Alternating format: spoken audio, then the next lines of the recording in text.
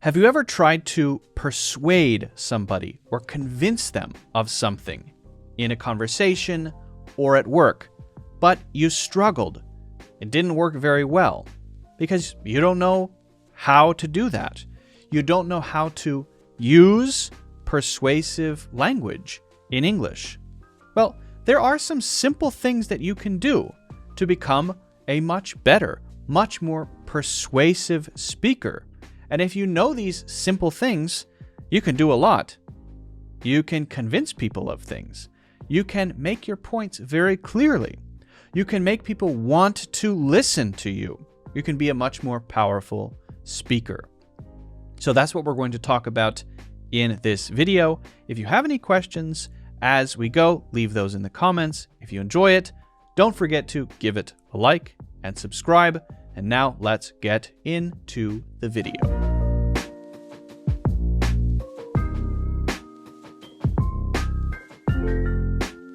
Let's talk about being persuasive. Being persuasive. Now, what does that mean to be persuasive? Well, part of that is the actual thing that you say, right? Your thoughts. If someone is not sure what they believe or what they think, or they're undecided, you being persuasive is putting forward your idea. That's simple enough, right? However, there's more to it than that. Because if you just say, well, I think that we should go to Barbados. Well, okay, why? And why did you say it like that? Are you okay? Do you need to go to the hospital? Are you having an allergic reaction? Are you going into anaphylactic shock? What's happening? I think it's even more important these days to put emphasis on how we present opinions, especially when we would like to be persuasive. So, what I'm going to talk about is the presentation part of that. The how, not the what. The what is your opinion. Let's put that to one side. How do you speak in a way that makes other people want to listen, that is persuasive, that is interesting, that really makes people think, here's a person who's thought carefully about what they think, and it makes sense to me, right? Again, part of that is the opinion itself, and part of that is the presentation of that opinion. So, with all that said, here are some tips that work for me, someone who spends a lot of time talking to people on camera, doing courses, all of the things that I do. I'm doing all of these things right now, well, most of them, right? Well, the first one is to slow down. And this is easier said than done, because when we're trying to explain something to people, what we tend to do is put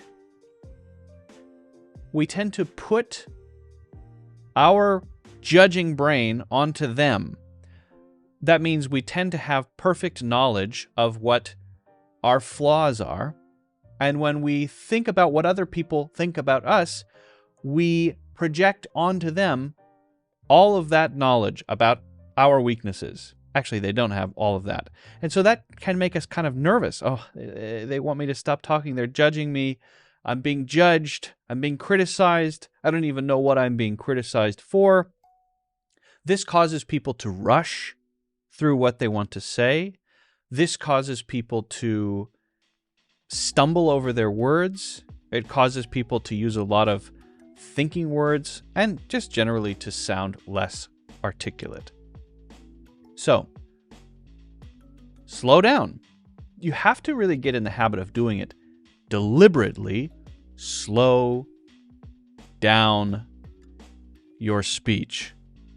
It is totally okay to do that, and it's better to leave a pause instead of stumbling over a word, instead of using a lot of a lot of those words, right? So that's the second point, is try to avoid using words that you don't mean to use, including thinking words. Thinking words may include like, and we all use them. There's no avoiding thinking words. Everyone uses thinking words sometimes. But if you want to be very persuasive, you want to try to reduce those, and that combined with slowing down is going to be a huge improvement when you're explaining yourself, when you're expressing an opinion. At work, when you're trying to get a point across clearly to your colleagues, you want them to listen. You want them to say, wow, yes, good point. Well, if you're stumbling over yourself and what comes out of your mouth sounds like, verbal potpourri. I don't know what's the right thing to say that comes out of someone's mouth. That would be confusing. Verbal slop, that's pretty good, right? Then the point will be missed. But if it's clear, because it's slow and deliberate, and there aren't a lot of random words thrown in there, it's going to be more persuasive, okay? And so to do that, don't fear pauses. That's part of slowing down. Do not be afraid to pause and collect your thoughts. Even if there are 100 people looking at you, make them wait. Make them listen to you, not do anything for 1 second. What's wrong with that, right? And you have to get in the habit of that. You have to get used to that feeling. It's very uncomfortable. It's not a natural thing. If you have many people looking at you, even if it's 5 people looking at you in a meeting, what a tense feeling. And so your stomach tightens and your throat tightens and you start saying things you don't want to say, right? The next one I think is extremely important, right? So we're not fearing pauses. We're only using words that we want to use. We're slowing down. But the other thing is to always use an outline. Always use an outline. You don't have to write down an outline. It doesn't have to be a detailed outline. It can be a very simple outline. All you have to do is have some structure to your thoughts. Now, why does that matter? Well, most of us, when we're just talking, we tend to wander here and there. And the result of that is sometimes what we say can be a little bit confusing. People can get lost because we say a side point or an anecdote, and then we don't come back to the original point after the anecdote. We're now making a different point. And so that can be confusing. This is natural, human speech. But if you want to really be persuasive, it is a good idea to organize what you're saying. A simple way to do that is to write it down, of course, but there's not always time to write something down. When someone is asking you a question live in the moment, you don't always have time to write down 3 bullet points, the 3 things that you think, right? And so you can learn to do this in your head. I'm doing it right now. Hello things I'm saying. It's in there because I have a technique for doing it. Everyone has a technique. If you don't, you can find one. But when you do this, when you outline, the great thing about it is that you don't get lost. You have a clear structure. I'm going to say this, and then this, and then this. And once I've said this, and this, and this, I will stop saying things. I'm not going to wander around spewing, what's the word that I chose? Verbal slop. That was the word I used, right? I'm going to follow a structure. People can feel that structure. They can follow along with what you're saying. They might nod along as you're talking. And then when you stop talking, they say, wow, that makes sense, right? Because you thought about it. And again, you can do that in your head. And by the way, it gives you a sense of confidence to not be struggling to think of what you're going to say because you already know, because you have an outline, and instead focus on how to say it, focus on slowing down, focus on being clear, right? You don't have to think about everything, especially as an English learner, as a non-native English speaker. It's even more stressful because you're thinking about what you're saying. You're thinking about how to say it. You're thinking about your grammar, your pronunciation. You're thinking about so many things that it gets harder and harder in these types of situations, especially work-related situations, right? Okay, so that's half the battle, or maybe more than half. That's a huge part of it. Being organized and slowing down, allowing yourself to pause, and avoiding random words that you don't mean to say. But to get there, it's not just a matter of deciding, right? To get there, you have to practice. So this is where you need to make a plan. Build a plan for yourself to work on your speaking skills, your presentation skills, your ability to explain things, right? Give yourself a daily challenge. Practice talking with ChatGPT live. That's a great way to practice. There's so many ways to do it. Record yourself just on video, answering a challenging question, an opinion question every day, and then watch that back. Might be painful to do so, but it's a very good way to practice. When you do this, as you do this, what you'll start to notice is you start to gain confidence, but you also start to notice what things that you do naturally that you like, and what things that you do naturally that you don't really like. And it may be speech related, or it may be your facial expression. It may be your choice of words, right? You'll start to identify these things. I never knew I said that. Actually, that's pretty good that I do that.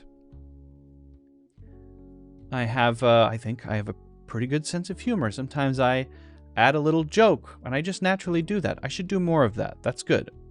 Right? And so what starts to happen as you practice is you start to find your voice. This is your voice. Your voice is the unique thing that you have as an agent in the world, rather, an agent who can communicate in the world. The voice is the one that only you have, that is unique to you. And if you don't practice this, if you haven't practiced it, you may not have found yours.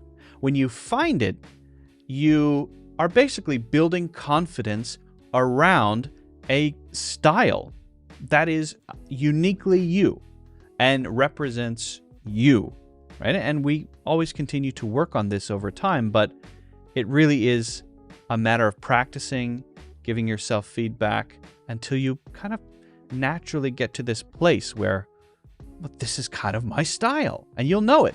You'll know it when you see it. Trust me, you will know it. But it's a matter of practice. You have to practice a lot. Now, finally, I did say this a little bit, but I'll just mention it because I want it to be the point I leave you with, right? We've talked about how we can slow down. We've talked about avoiding words you don't mean, about not fearing pauses, about using outlines even if they're in your head, about finding your voice, right? Which means really being authentic. Find your authentic self, your authentic communication style, right? The last thing that I want you to remember is when you're trying to explain something to people, we can get this feeling that I'm not saying enough. I need to explain more. Maybe that thing I said wasn't clear enough. This could be the third thing I said could have been better. I'm going to go back and I'm going to say it a different way. No, if you're confident and you feel like you've explained it fully, know when to stop. So when you're done saying what you want to say, stop. You won't have more impact because you keep trying to say it in different ways. If you really want to have an impact, keep it simple, say what you want to say, and then stop. Okay? So good luck with that.